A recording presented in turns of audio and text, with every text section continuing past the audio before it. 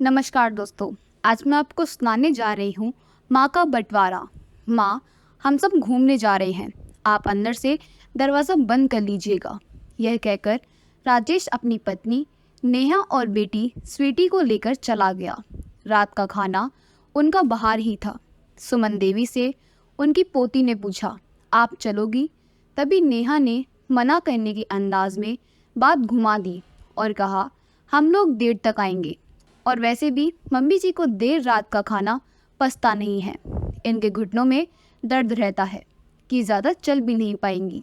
Mall में लंबा भी चलना होता है। फ्रिज में सुबह का बचा खाना रखा है, आप खा लीजिएगा। हम तीनों को लौटने में देरी हो जाएगी, हमारा इंतज़ार मत करना।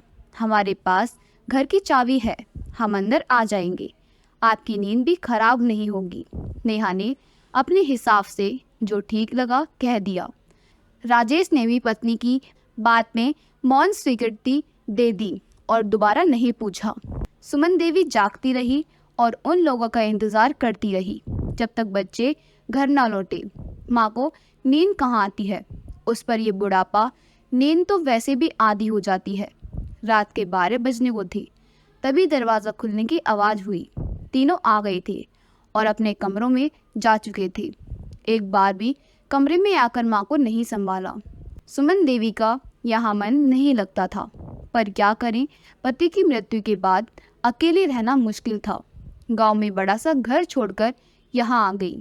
कहने को तो 2 बेटों की माँ है, पर राजेश और प्रदीप दोनों ही अपने घर संसार रह चुके थे।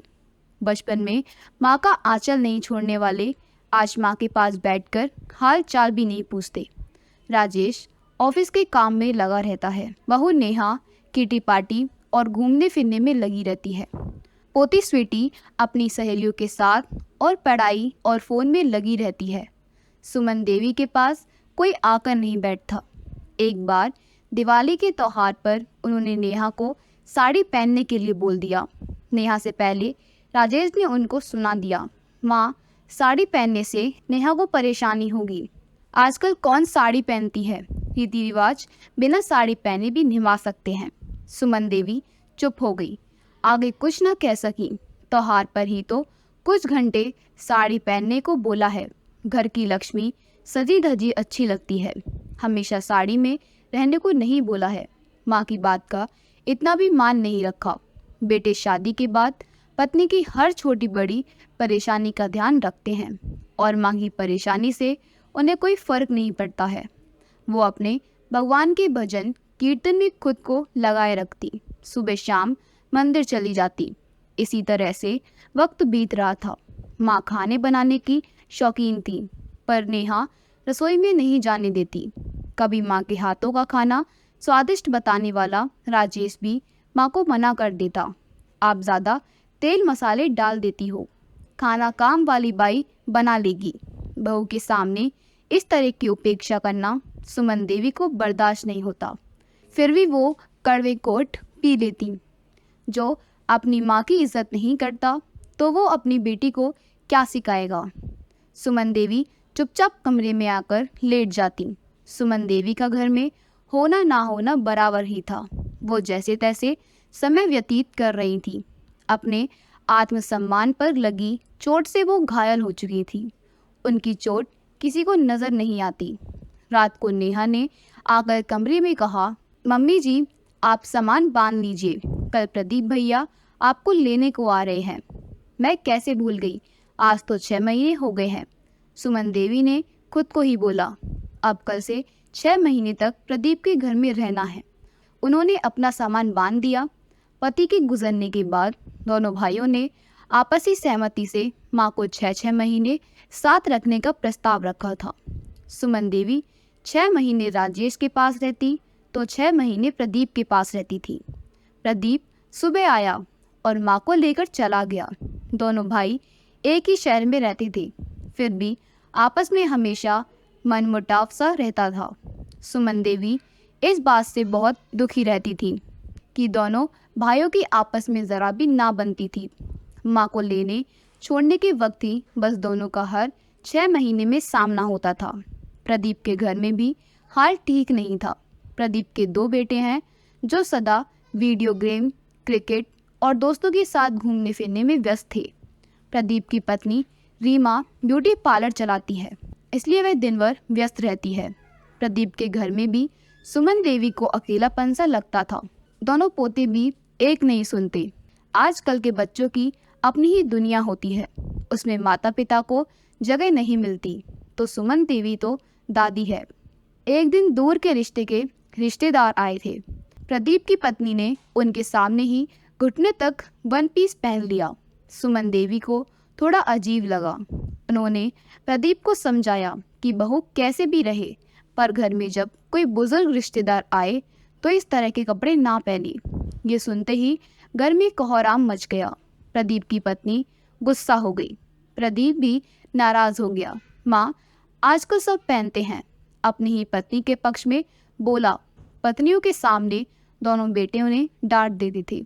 दोनों बेटों का एक सा हाल था। दोनों हर बार पत्नी के पक्ष में ही बोलते थे, कहीं पत्नी के आत्मसम्मान को ठेस ना पहुंचे। सुमन देवी को रह रहकर अपने पति की याद सताती। वो घर याद आता जहां वो बरसों रही थी, जहां से उन्होंने अपनी गृहस्थी आरंभ की थी, जिस आंगन में ये दोनों भाई खेलते थे, जहां परिवार के साथ मिलकर होली दिवाली हर छोटे बड़े त्योहार मनाए थे। प्रदीप भी कभी आकर नहीं पूछता कि माँ, आपको किस चीज़ की ज़रूरत है, आपकी क्या इच्छा है। सुमन देवी को यही महसूस होता कि प्रदीप के घर में भी वो आवंचित उसे 6 महीने पूरे करने हैं। 2 साल से यही चल रहा है। दोनों घरों और बेटों के बीच वो पिसकर रह गई हैं। इंसान कोई भी हो, उसे अपना आत्मसम्मान प्यारा होता है। जहाँ कदर ना हो वहाँ जाना भी नहीं चाहिए। फिर वो क्या करे, मन ही मन घुटती रहती। वो सोचती कि वापस गांव चली जाऊंगी। अपना हरा भरा आंगन, वो पीपल के वृक्ष की छांव, वो परवाह करते पड़ोसी, आपस में एक दूसरे के घर आना जाना मन लगता रहता था। यहाँ शहरों के घरों में आकर जेल से हो गई है। अपनी मर्जी का कुछ भी नहीं कर सकती। बेटे बहू के हाथ की कठपुतली बनकर रह गई है। हर रोज आत्मसम्मान दम तोड़ता रहता है। हर रोज उपेक्षा की शिकार होती। को सोचकर प्रदीप से राजेश को फ़ोन करवा के घर पर बुलाया। माँ, अभी क्यों बुलाया? अभी तो आपके 6 महीने पूरे होने में 2 दिन बाकी हैं। 2 दिन प्रदीप के यहाँ और रहना है। राजेश ने झुंझलाकर कहा। सुमन देवी की आंखें भर आईं। बड़ी मुश्किल से खुद को संभाल कर बोली, बेटा, ये माँ आजकल सबकी आंखों में खटकती है। 6-6 महीने दोनों भाइयों ने बांट ली है। तुम दोनों को जन्म दिया, पाला पोसा, इतनी ममता लुटाई, और तुम दोनों भाई माँ की उपेक्षा करते हो। अपने बच्चों और पत्नियों के सामने मुझे झिड़क देते हो, आंखें दिखाकर चुप करा देते हो, अपनी पत्नी की आत्मसम्मान की रक्षा करते हो। बहुत ही अच्छी बात है मेरे बच्चों। पत्नी की तरह ही माँ का भी आत्मसम्मान होता है। हर जगह मेरी उपेक्षा, मेरा अपमान और यह अकेलापन मुझसे सहन नहीं होता है। मेरे यहाँ रहने से तुम दोनों का परिवार परेशान रहता है। मेरी भी मजबूरी है। आखिर मैं कहाँ जाऊँ? तुम ही मुझे बताओ। मैं वापस गांव जा रही हूँ। गांव का घर भी खाली पड़ा है। मैंने उसे बेचने का निर्णय त्याग दिया है। अब मैं वहाँ रहूँगी। गांव का घर बेच देंगे और माँ को 6-6 महीने अपने यहाँ रख लेंगे। उससे मिलने वाले पैसों को आधा आधा कर लेंगे। सुमन देवी ने प्रदीप और राजेश की सारी योजनाओं पर पानी फेर दिया। गांव में अकेली पड़ी रहूंगी, वह कोई पूछेगा भी नहीं। प्रदीप ने तेज आवाज में कहा, यहाँ भी पड़ी रहती हो, यहाँ भी कौन पूछता है। माँ सिर्फ प्यार और सम्मान चाहती हैं। मैंने गांव के पड़ोस से रामलाल के बेटे को बुला लिया है। वह मुझे गांव ले जाएगा। अपने घर में अपने पति की यादों के सहारे दिन बिता लूँगी। पुराने पड़ोसी हैं, इतने सारे रिश्तेदार हैं, सबके साथ मेरा तो बुढ़ापा बीत जाएगा। तुम्हारे पिताजी की पेंशन से मेरा गुजारा हो जाएगा। चाहे कम खा लूँगी पर सम्मान से तो रहूँगी। गांव के घर का क्या करना है ये मैं वहाँ रहकर सोचूंगी। आज मैं तुम दोनों को अपनी हर जिम्मेदारी से मुक्त करती हूँ और अपनी जायदाद से बेदखल करती हूँ। यह सुनकर प्रदीप और राजेश बहुत छक्के रह गए। थोड़ी देर बाद रामलाल का बेटा आ गया। सुमन देवी आत्मसम्मान से जीने के लिए गांव में अपने घर की ओर चली गई। दोस्तों, आत्मसम्मान से जीने का सबको हक है। बुढ़ापे में माँ को सिर्फ बच्चों से प्यार और अपनापन चाहिए होता है।